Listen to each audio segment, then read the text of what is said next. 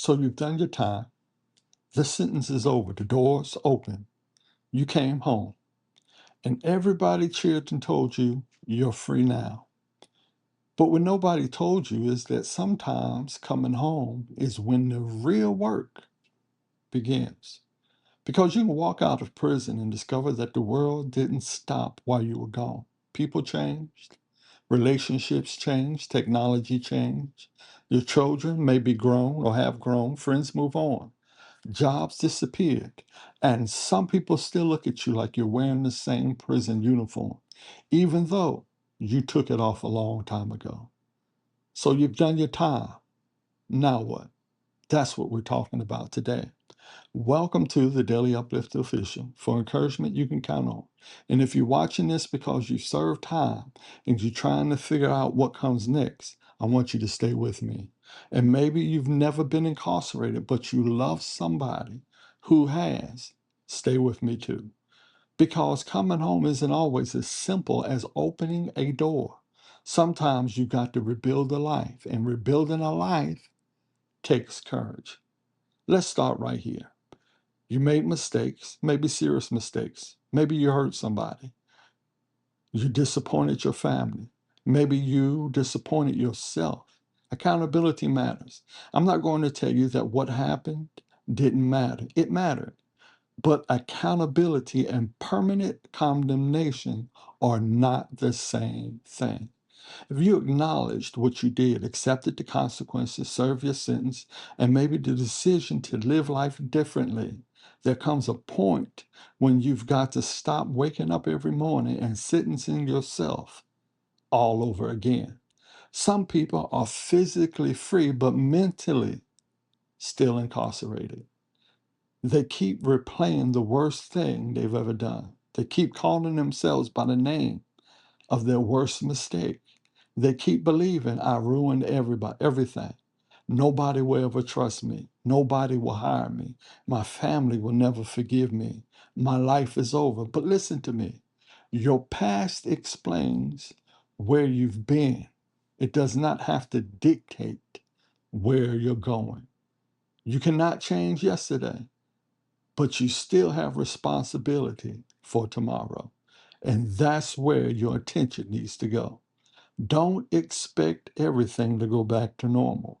One of the biggest mistakes you can make when you come home is expecting everything to immediately return to the way it was. It probably won't, and maybe it shouldn't, because hopefully you're not the same person either. Some relationships will have to be rebuilt. Trust may have to be earned. Some people may need time. Your children may need time.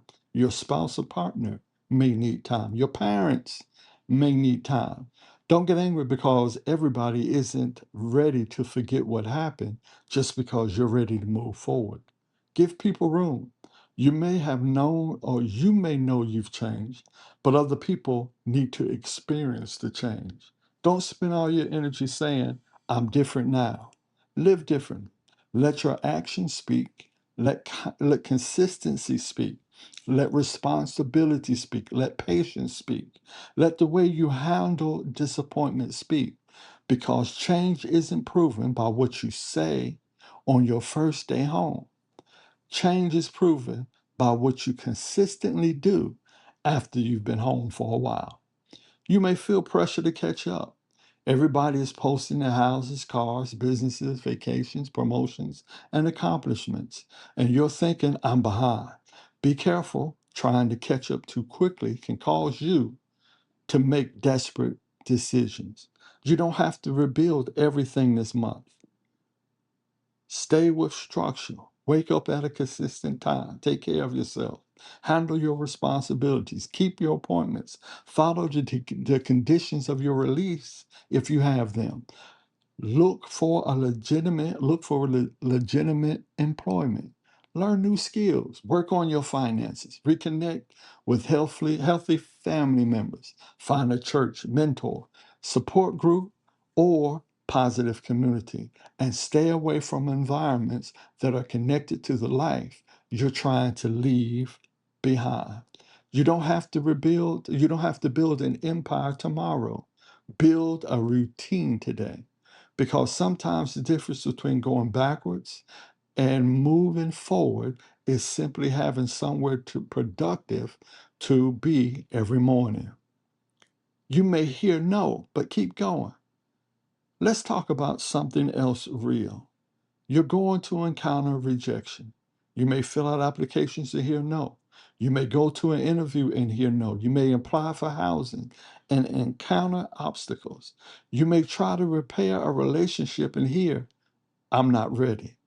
You may walk into a room and feel like people have already judged you before you even open your mouth. That's frustrating, especially when you're genuine or you genuinely are trying to do better. But here's what you've got to remember. One person's no cannot become your permission to quit. You may have to knock on more doors. You may have to fill out more applications. You may have to explain your story more than you wish you did. But don't let rejection send you back to the place you're trying to escape. That's when you've got to become determined. You tell yourself, I didn't come this far to go back. I didn't survive all of that to quit now. I may have to work harder, but I'm going to work. I may have to start lower than I want, but I'm going to start. Never underestimate the power of starting. Don't go back to people who only knew the old you. And this one's important. Everybody you knew before you went away cannot automatically have access to the person you're becoming. Read that again in your spirit. Everybody from your past cannot automatically have access to your future. Some people are connected to a version of you that you're trying to bury. They don't want the new you, they want the old you. They want the person who would take the risk, the person who would make the bad decision, the person who would go along with the plan, the person who couldn't say no. And sometimes they'll test you. Come on, man, it's not that serious. You've changed. You think you're better than us now? Let's let them talk. You don't survive what you survive just to prove loyalty to people who aren't responsible for your consequences. Some people will call your growth betrayal. Let them. You're allowed to outgrow people who are committed to keeping you connected to your worst decision. Get comfortable with starting small. Maybe before you went away, you had things, money, a car, a home, a reputation. Maybe you had status. And now you're starting over. Maybe you're starting, or maybe you're staying with family. Maybe you're riding a bus. Maybe you work in a job you wouldn't have considered years ago. Maybe you're counting every dollar. There's no shame in rebuilding. Hear me. There is dignity in honest beginnings. Don't let pride make you reject the very opportunity that could help you rebuild your life.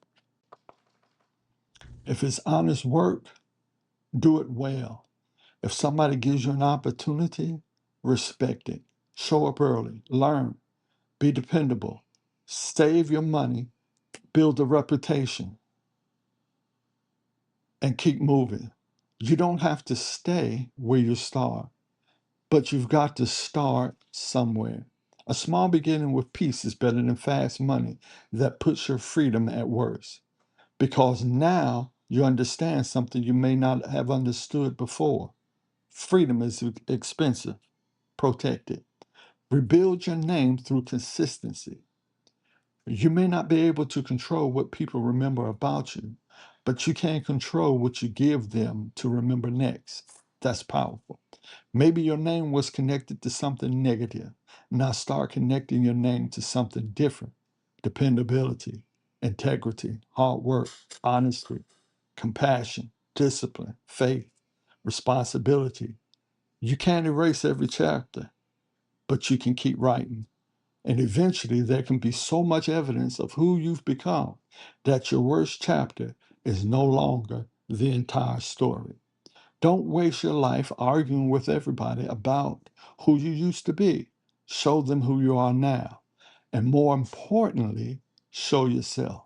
See, there's a difference between forgiveness and excuses. There's a difference between forgiveness and excuses. An excuse says, it wasn't my fault. Forgiveness says, I acknowledge what happened, I've learned from it, and I refuse to destroy the rest of my life because of it. You may have people you need to apologize to apologize. You may have responsibilities you need to handle them. You may have damage you can repair what you can. But understand this, some things cannot be undone. And if you spend the rest of your life trying to change something that cannot be changed, you'll waste the life you still have. At some point, you're going to have to say, I wish I had made different choices, but I didn't. So now I'm going to make different choices today. See, that's maturity.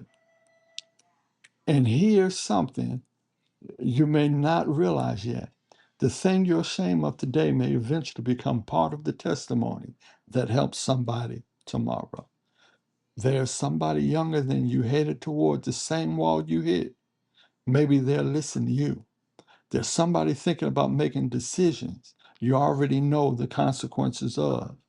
Maybe your story can stop them. There's somebody sitting in a cell right now believing life is over. Maybe one day you'll be the person who tells them, no, life isn't over. But you've got to work, but you've got work to do.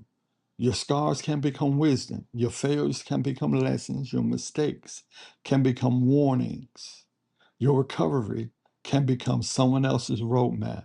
Don't waste the lesson. Now, I want to speak directly to the person who believes in God but wonders, can God still use me after everything I've done? Look throughout Scripture. God has never been limited to perfect people. Moses had a past, David had a past, Paul had a past, Peter had failures, yet God still used them. Your mistakes may have consequences, but your mistakes do not make God incapable of writing another chapter. You may feel disqualified. God may be saying, I'm not finished with you. You may feel like you've wasted years. God may be saying, give me the years you have left. You may feel like you've destroyed your purpose, but sometimes purpose becomes clearer after you experience what happens when you live without it. Maybe you can't change where you've been, but with God's help, you can absolutely change where you're going. So you've done your time. Now what?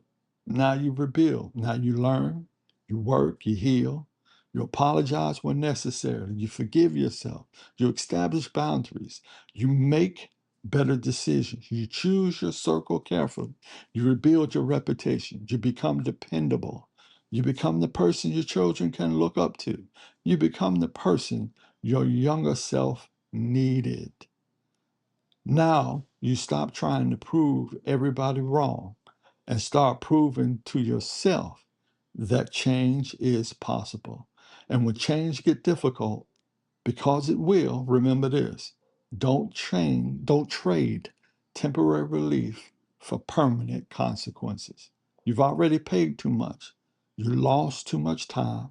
You've experienced too much. Your freedom deserves protection. Your future deserves protection. Your family deserves the healthiest version of you. And you discover the opportunity to discover who you can be when your past is no longer making your decisions. If you've done your time, I want you to hear this clearly. You're responsible for what you do next. You cannot control every door that opens. You cannot control everybody's opinion. You cannot make everybody forgive you. You cannot erase your record by wishing it away. But you can control the person you choose to become. And maybe the first chapter of your life didn't turn out the way you wanted it. Maybe the second chapter was painful, but you're still holding the pen. Keep writing. Don't let the worst thing you've ever done become the last meaningful thing you'll ever do. You still have something to contribute. You still have relationships you can build. You still have dreams worth pursuing. You still have life in front of you. Your sentence may be a part of your story, but it does not have to be the ending. So you've done your time. Now what? Now build a life worth protecting. Thank you for spending this time with me today. If this message encouraged you, share it with someone who needs to know their past does not have to determine their future. And if you haven't already, subscribe and become a part of this community. Remember this, the Daily Uplift Official, for encouragement you can count on. Keep believing, keep trusting, and I'll see you in the next video.